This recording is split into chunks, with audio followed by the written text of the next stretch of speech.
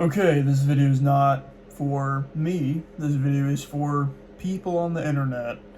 I don't know, I don't really consider myself a YouTuber. I'm just kind of a guy that does stuff. But when I try to join the Air Force, I'm not fully in yet. I'm in delayed entry still. But what I'm about to talk in this video, I have gone through. It's a psychiatric consultation. So if you're watching this video, chances are you went through MEPS, got disqualified due to mental health history, and you're lucky enough that the Surgeon General is now requesting a psychiatric consult. This video is for people in that situation.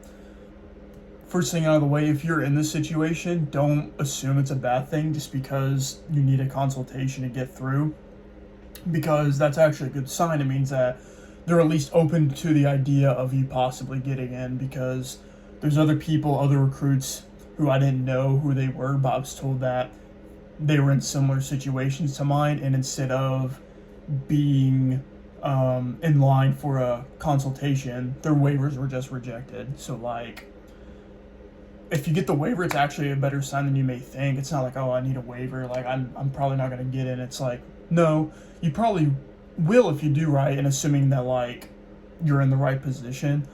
But it's more of a bad sign if they didn't request, because then that means that they're just more than likely going to reject you. Unless you're like very, very lucky. In that case, you just kind of get through. You don't even need a consultation. But I remember when I got disqualified, I knew it was coming. I got disqualified for 2 or 3 different things: suicidal ideation, non-suicidal self-harm, and then I wasn't disqualified for this, surprisingly, but I was diagnosed with depression. So those are pretty serious things to get disqualified for. So I mean, I knew it was going to happen. I was just hoping that I would get a psychiatric consultation, so at least I could prove that like I'm stable now. But I remember looking up on YouTube like consultation guides, and I found out no one really talks about this. No one really talks about consultation guides. But anyway, let's go ahead and get on with the video. Sorry for rambling a bit. So, number one, I just want to get this out of the way. It doesn't matter how good you are during this consultation. There's always a chance that your waiver is going to get rejected anyway.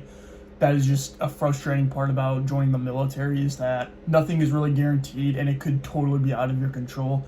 You could show up the day of looking perfect, being very concise and honest with your words, and being very professional, and your waiver could still get rejected.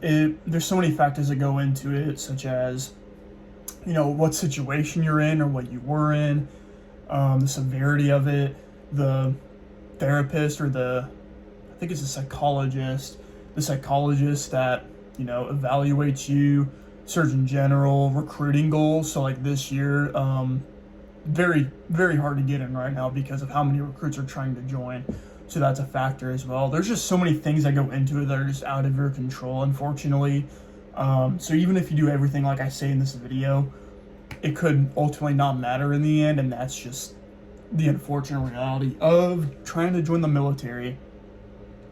So now that we got that out of the way, number one thing that matters is the time since the incident. So like, I was hospitalized 4 years ago.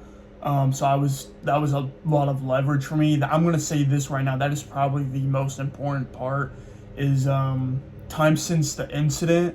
So like, time since you had that suicidal ideation, suicide attempt, or the time since you've taken meds. Meds do matter a lot. Therapy, if you haven't taken therapy, expect the psychiatrist. I'm going to say psychiatrist, psychologist, you know, interchangeably. I'm just dumb like that, but they're going to ask you, why didn't you take therapy if you didn't go.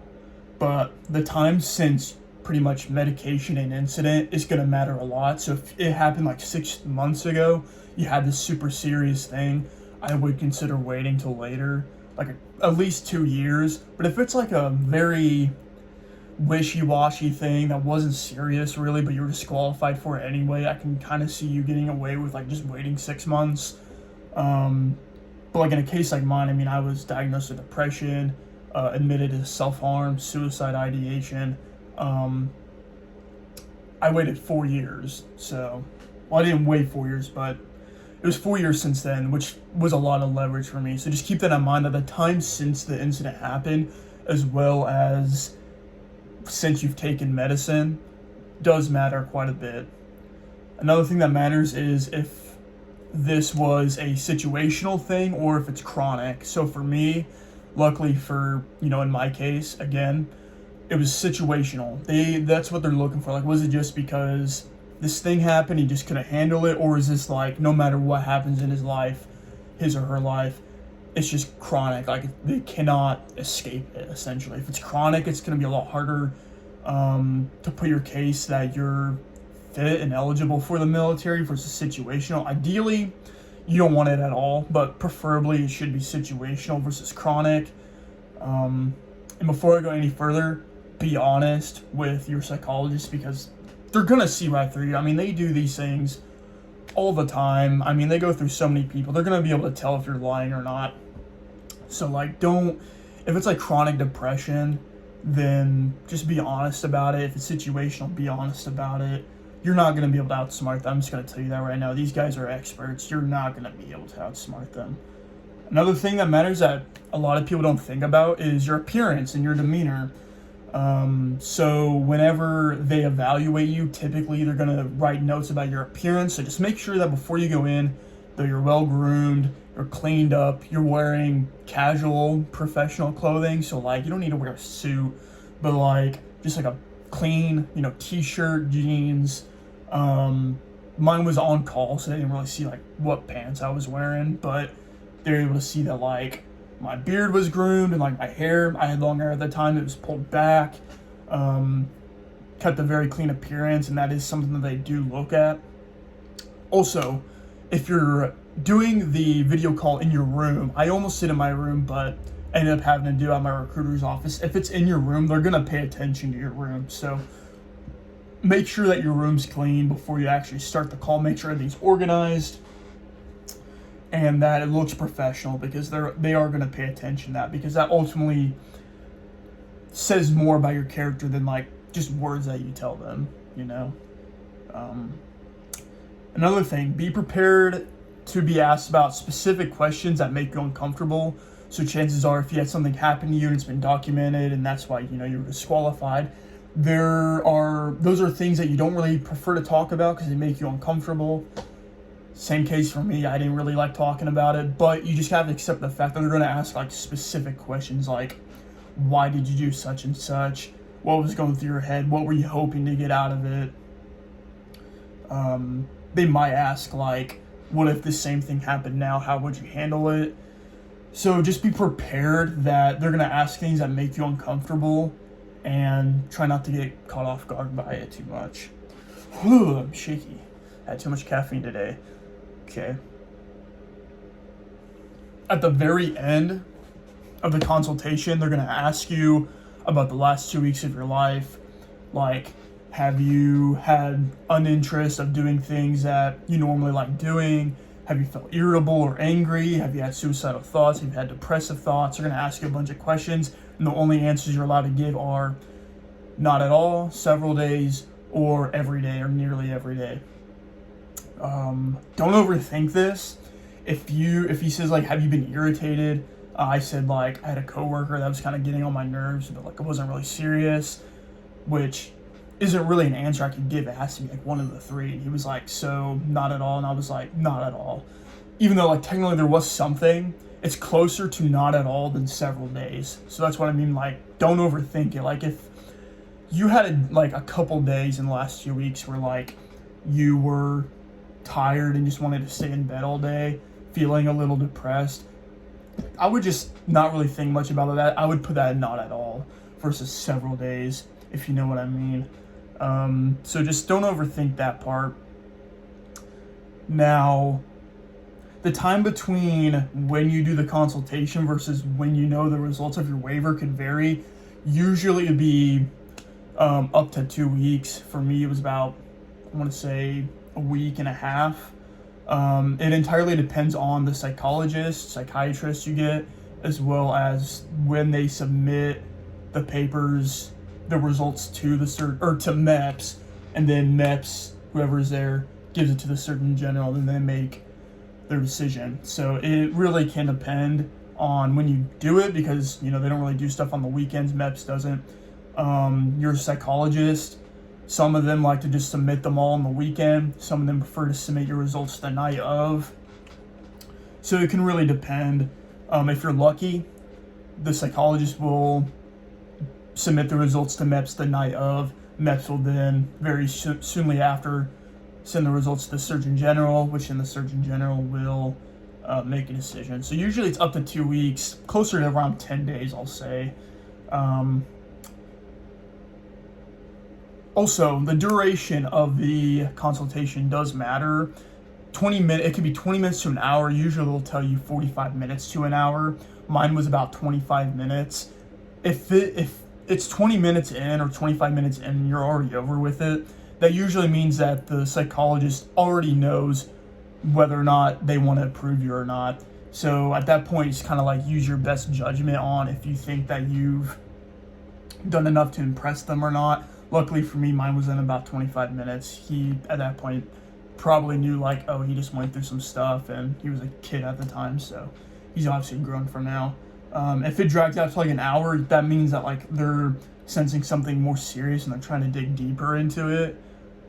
Or you were just so bad off the get-go that they were like, okay, there's no way this kid's gonna be able to get approved. Like, he's just not ready yet.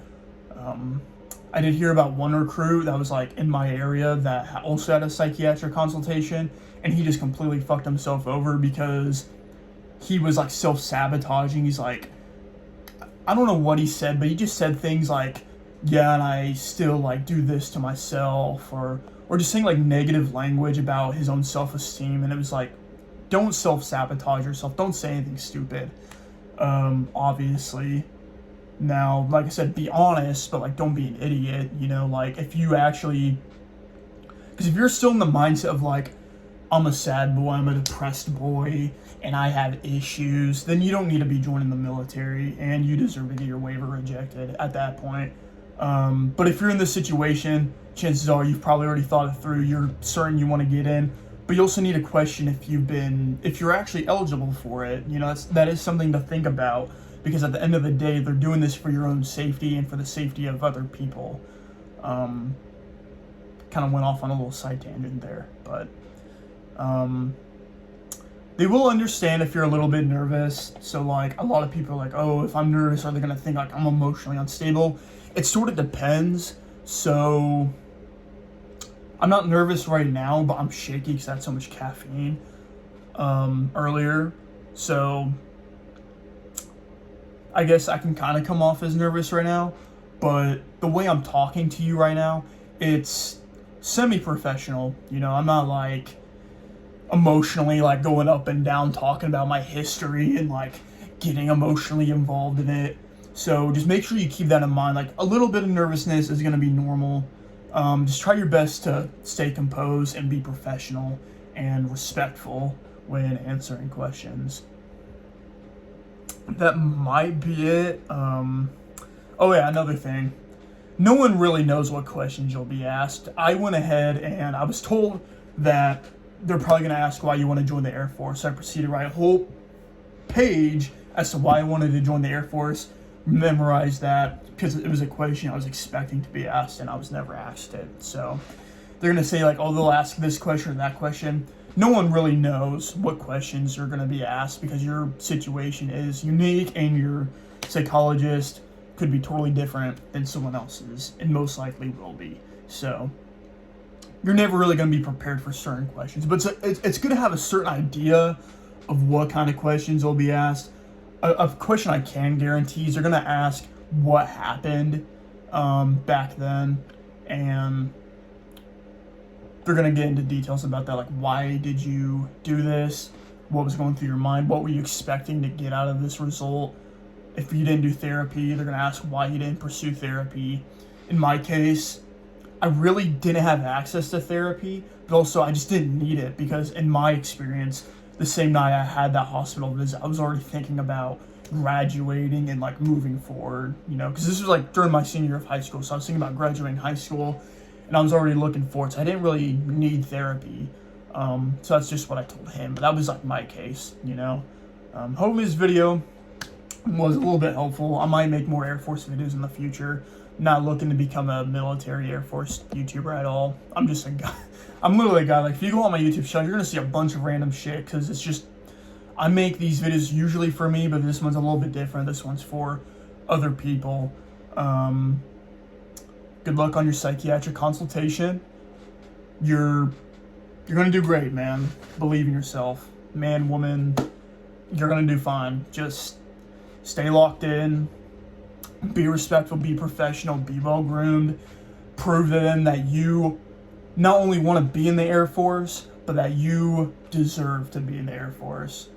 Give you guys a quick bicep flex. Muscles, look at that, look at that. Okay, but that's gonna wrap up this video. Might make more in the future, we'll see, but good luck on your psychiatric consultations, everyone. Hopefully your waivers get approved. If they get approved and you see this video, let me know in the comments down below. But that's it. Have a good one, guys.